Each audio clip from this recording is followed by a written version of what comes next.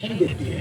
याद रखना, जो औरत शौहर को टेंशन दे कितनी भी नेक है, मेरे आका फरमाते हैं औरत कितनी नेक हो, शौहर नाराज है उसी हालत में मरेगी, जहन्नम में जाएगी। और औरत अगर गुनहगार हो और शौहर खुश हो उस हालत में मरेगी, अल्लाह उसको जन्नत अता फरमाए। मैं बात क्या कर रहा हूं तो सुन लें। सैयदा ने खाना जन्नत का कैसे मिला, मौला मुश्किल कुशा मौला फिक्र, ये भी तो देखो ना, मौला मौला है लेकिन सबके मुश्किल कुशा की मुश्किलों की जो खबरगीरी करे उसे सैयदा फातिमा कहते हैं। जाओ उसे राजू नहीं कह सकता है। हाँ, कोई हदम कर सकता है तो कर ले, वरना अपनी बात है, सौदा दिया है, कबूल करो तो कबूल करो, वरना जाओ, तुम्हारा काम तुम जानो। मुश्किल कुशा की मुश्किलों पर जिसकी नजर हो उसे सैयदा फातिमा ज़हरा किस बात की बेटी है और आप इसके उन्वान को लेकर के बातें कर रहे, तवज्जो फरमाए। कहा आप परेशान, मौला ने अपनी जिसके सामने नाबे अली पढ़ के सब अपनी मुश्किलें रखते हैं, वो अपनी मुश्किल सैयदा फातिमा के साथ। फिर कह रहा हूँ अफजल और तफजील का मसला नहीं पढ़ा, सिर्फ फजाइल को, वरना आगे शौहर को मफजूल कर दिया, ये भूत आपको सवाल है, फजाइल पढ़ रहे हैं, सिर्फ फजाइल पढ़ रहे हैं। हाँ, हम सिर्फ फजाइल पढ़ रहे हैं, वरना मौला मौला है, सैयदा सैयदा है। हाँ, ये बात है, वरना कुछ लोग तो सुनने के लिए बैठते हैं ना। मेरे भाई याद रख, जिनके अफजलियत का अकीदा है वो है, मौला अली अफजल है, सैयदा फातिमा ज़हरा का मकाम अपनी जगह है, मौला मुश्किल कुशा का मकाम अपनी जगह है, सैयदना मौला कायनात की मर्तबा अपनी जगह है। लेकिन मैं सैयदा फातिमा ज़हरा के बारे में कोई इस तरह की बात नहीं कर रहा हूँ, और अगर बातें करनी है तो फिर बातें होगी, लेकिन यहाँ मैं सिर्फ पता इसलिए कि मैं इस मसले में आपको क्यों उठाऊं। सैयदा मौला अली के अंदर, सैयदा फातिमा के अंदर क्या, मेरे भाई फातिमा ज़हरा फातिमा है, मौला अली ये बात कर रहे हैं, ये बात। तो मौला मुश्किल कुशा से पूछा, आप परेशान कहाँ के, एक दावत से आ रहे हैं, दावत में क्या था तो उससे परेशानी था। कब भाई उस्मान गनी ने दावत की थी और रसूलुल्लाह मस्जिद नबी से चलकर जितने कदमों में उनके घर गए थे, हर कदम के बदले उन्होंने गुलाम आजाद किया, खाना भी बड़ा लजीज बनाया, हुजूर खुश हो गए। तो बस इतनी सी बात, आप भी दावत दे दें, आप भी दावत दे दे। मौला मुश्किल कुशा की यहाँ मुश्किल कुशाई हो रही है, ये मेरा अकीदा है, वरना बात ही है ना, मुश्किल कुशाई और किस चीज का नाम है भाई। फिर मैं कह रहा हूँ, मैं अब्दुल मकबूल का जिक्र नहीं करूंगा मेरे अजीज, लेकिन बात तो सुनिए ना, मौला मुश्किल आप भी दावत दे दे। और फिर उसके बाद मौला ने कहा, अच्छा मौला ने पूछा नहीं खिलाओगी क्या, कहाँ से लाओगी, घर का हाल तो मौला अली जानते हैं, मियाँ बीवी में दोनों बराबर जानते, लेकिन मौला जानते हैं पावरफुल बाप की पावरफुल बेटी है भाई, जिसकी बेटी की शान है। मौला से कहा कि आप भी हुजूर को दावत दे दे, मौला गए दावत दे दिया, मौला ने पूछा नहीं इंतजाम कैसे होगा जानते थे, और उसके बाद सब आकर के बैठ गए। बैठने के बाद सैयदा ने मुसल्ला बिछाया, 2 रकअत पढ़ी, सर सजदे में, तेरे महबूब को उनके साहबा को दावत दी, मेरी लाज रखना तेरे। बस इतना कहना था, इतना कहना था कि खुशबू से मदीने की गलियां मुअत्तर हो गई। खाना लगने लगा और जब खाया तो सब हैरान रह गए, इतना लजीज तो कभी नहीं खाया, इतना लजीज तो कहीं नहीं खाया है, न कभी खाया न कहीं खाया। हुजूर ने मुस्कुरा के फरमाया, कहाँ से आया तुम्हें पता है, कहाँ से आया, मैं सिर्फ नकल करता हूँ, सारी जिम्मेदारी अब्दुर्रहमान सफूरी साहब की, लिखता है। हाँ, मैं तो सिर्फ नकल कर रहा हूँ। कहा आया कहाँ से, तो कहा हुजूर कहाँ से आया, कहा वो जन्नत से आया है। तुमने जन्नत का खाना है, जन्नती औरतों के सरदार के घर में, तुमने जन्नती औरतों के सरदार के घर में जन्नत का खाना खाया। एक नुक्ता यहाँ और कर दूं, आनंद वालों इसका आनंद ले लो। समझो, ये तो सब मानते हैं कि सैयदा के घर में नबी और सहाबा ने जन्नत का खाना खाया, मैं तो मानता हूँ, मैं तो मानता हूँ, और मैं इस मामले को मानता हूँ, लेकिन मैं तो मानता हूँ, मैं मानता हूँ, लेकिन काले कपड़े वालों तुम भी इसको मानते हो और तुम भी इसको बयान करते हो। मैं एक मसला तुमसे पूछने लगा हूँ, क्या कोई जहन्नमी जन्नत का खाना खा सकता है क्या, और जो जन्नत का खाना खा ले क्या वो जहन्नम में जा सकता है क्या। सिद्दीक़ अकबर के जन्नती होने पे शक करने वालों, तमाचा मारा है कि नबी की बेटी होकर अबू बकर और उस्मान को यहाँ जन्नत का खिला रही हूँ। जन्नत का मैंने दुनिया में खिलाया है, जो एक बार जन्नत का खाता है वो कभी जहन्नम में नहीं। सुभान अल्लाह।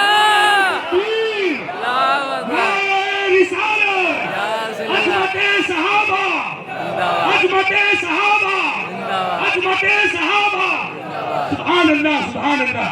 दावत फातिमा तो मानते हो, जन्नत का खाना भी मानते हो, कि खाने वाले को जन्नती क्यों नहीं मानते? जो जन्नत में जाए वो बाहर नहीं आता, और जो जन्नत का खा ले वो कभी जहन्नम में नहीं जाता। तो इनके जन्नती होने का ऐलान सिर्फ हुजरे रसूल से नहीं हो रहा है, इसलिए कि सैयदा जानती थी कि मेरे अब्बा को भी ये छोड़ देंगे लेकिन मेरे नाम पे सियासत करेंगे। सैयदा बता रही है, मासूम की महफूज बेटी हूँ, मेरे नाम पे सियासत होने नहीं दूंगी।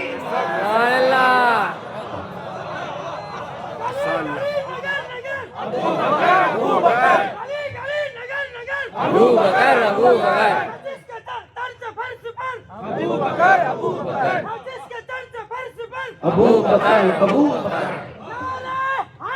नारा फर्श पर, एक नारा फर्श पर, जिसके चर्चे अर्श पर, गली नगर नगर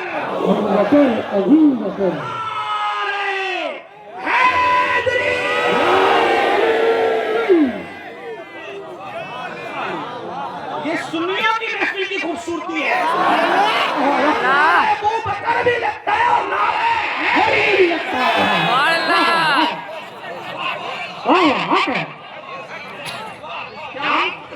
हम कामे नहीं है, हम दो हाथ वाले, लूटे नहीं है, हम दो हाथ वाले। एक हाथ में सहाबा का दामन, एक हाथ में अहलुल बैत का दामन है। एक हाथ सहाबा, एक हाथ अहलुल बैत। तो मैं क्या कर रहा था? सैयदा ने जन्नत का खिलाया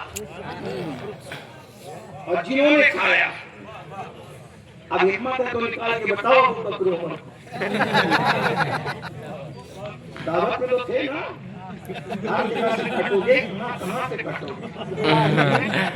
सारे इकराम है पहलू माँ में जुल्म किए हैं तारे, तजल्ली कमर की है, महबूब रब अर्श है उस सब्ज कुब्बा में, पहलू में जलवागाह अतीक। मौला आए, खिला तो दिया, उस्मान ने कुछ और भी किया था।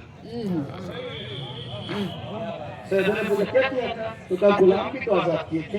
अपने यहाँ है का गुलाम, घर पर काम काज करने गुलाम नहीं, हाथ से चक्की चलाते हैं, हाथ में खाने पड़े हैं, हाथ से कपड़े धोती हो, पशीरा सब पीठ उठा के लाती हो, निशान पड़े हैं, गुलाम कहाँ से लाओगी? वो बहुत मालदार उस्मान गनी, उन्होंने गुलाम आजाद किया। ठहरे फिर दूसरा सजदा किया, जब खाने में ये इंफिरादियत है तो गुलामों में भी इंफिरादियत कर दे। इधर सैयदा सर सजदे में रखे हुए, उधर वही का नुज़ूल हो रहा है। उस्मान ने गुलाम आजाद किए थे और फातिमतुज़ ज़हरा की दावत में जहन्नमियों को जहन्नम से आजाद किया जाता है। ये पावर है, ऐसी पावरफुल खातून को ऐ मेरी बहनों तुम्हारा सरदार बनाया। बड़ा गौर फरमाए, और वो भूखी क्यों रही? ताकि अपनी भूख तुम्हारे लिए सुन्नत बना दे। 17 पेवन का लिबास क्यों पहना? ताकि पेवन का पहनना तुम्हारे लिए सुन्नत बना दे। पेट पे पत्थर क्यों बांधे? ताकि तुम्हारे लिए सुन्नत बना दे। कोई बेटी गरीब और फकीर की पेवन के लिबास में आएगी, कोई मजाक नहीं उड़ाएगा, बल्कि कहेंगे ये तो नबी की शहजादी फातिमतुज़ ज़हरा की सुन्नत है। कोई भूखा रहेगा तो भूखेपन में कोई ये न कहेगा हाय हाय हाय, ये न कहेगा कि इसकी औकात भूखे रहने की, कहेंगे भूखे रहना तो नबी की शहजादी की सुन्नत है, की सुन्नत है। मैं अपनी कौम की बेटियों से कहता हूँ, सैयदा को आइडियल बना लो, पर्दे में आइडियल बना लो, सखावत में आइडियल बना। क्या पर्दा था सैयदा का।